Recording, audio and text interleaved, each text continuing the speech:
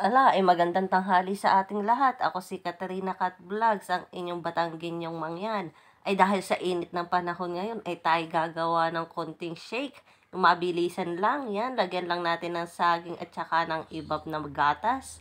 Lagyan din natin yan ng condense para hindi na tayo maglalagay ng sugar. Panama ang lasa niya. Pampatanggal yan ng init, guys.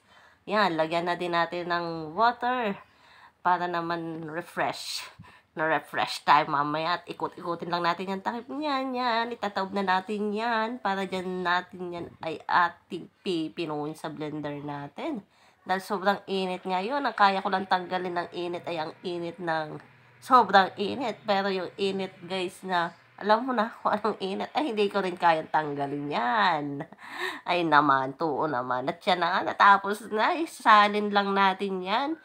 Okay na yan, masarap na yan, at talagang yung saging lang yung patamis niya, tsaka yung konting condense, yan, lagyan na natin ng ice, maya pwede na nating inumin yan, tapos na guys, mekos lang.